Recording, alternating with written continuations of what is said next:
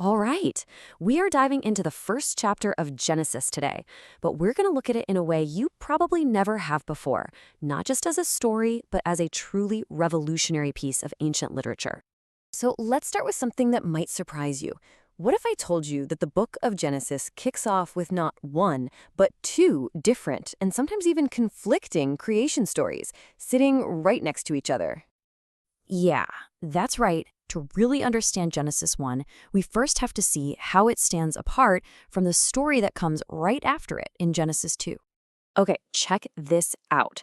Scholars have pointed out these huge differences for a long time. The name for God is different, the perspective is different. One has this huge cosmic view, the other is way more down to earth. Even how creation happens is different. And look at the timeline. They were likely written centuries apart. Today, we're zeroing in on that first grand, sweeping account, the one scholars call the priestly source. So let's zoom in on that first story, because when you look closely, you realize it's built with this incredible precision. It's like an architectural blueprint for the entire cosmos. So the story opens with total chaos, a dark, watery, messy nothingness.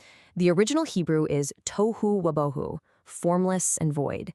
This is the blank canvas, the raw material that God is about to transform into a masterpiece of order. And watch how God does it. For each day of creation, the author uses this amazing repetitive rhythm. It's like a drumbeat. Announcement, command, it happens, God approves, and then a time marker. This is no accident, you know? It's a deliberate poetic choice to show just how methodical and orderly God's work really is. This structure is actually so clear, so intentional, that scholars even have a name for it. They call it the framework interpretation.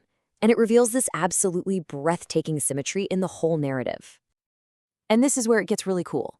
Just look at this framework. The first 3 days, God creates the spaces, the realms. And the next 3 days, he fills those exact same realms with inhabitants.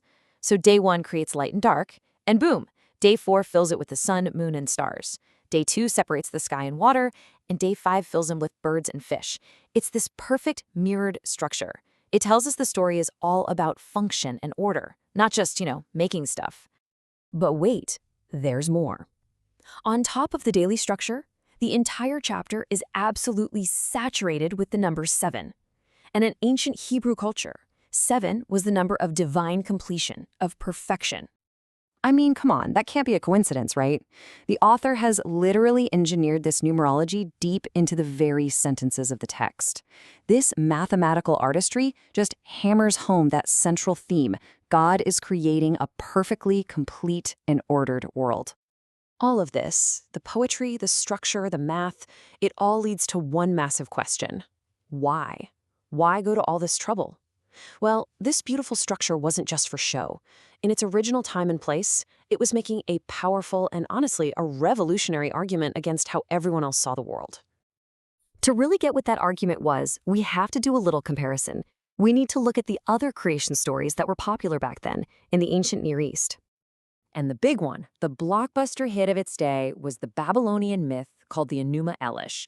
This story was everywhere, and you could be pretty sure the author of Genesis 1 knew it like the back of his hand. And when you put them side by side, the parallels are kind of stunning. Both start with this primordial, watery chaos. In Genesis, it's the deep, or Tehom in Hebrew, which is linguistically a cousin to the name Tiamat, the Babylonian goddess of chaos. Both stories have the similar sequence of creation.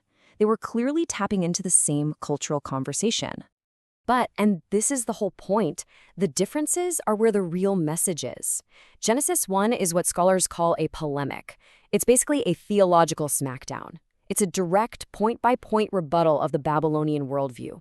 Where Babylon saw a universe born from a bloody battle between petty gods, Genesis says, nope, it was created by the peaceful, powerful word of one single God. And, this is huge, where Babylon saw humans as slaves made from blood, Genesis declares that we are made in the very image of God himself. So the takeaway here is massive. Genesis 1 was never intended to be read like a science textbook. It was written as a radical, game-changing theological declaration. And when you see it in its original context, when you put on those ancient glasses, its core message just shines through with incredible clarity. Think about how subversive this was.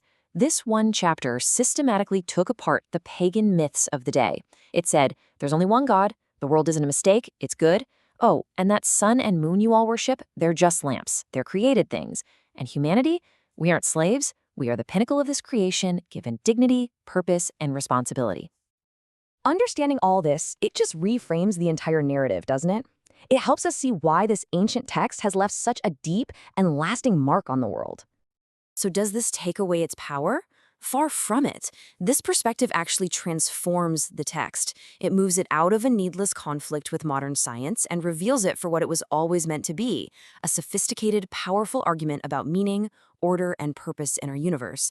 And that's an argument that is just as relevant and just as resonant today.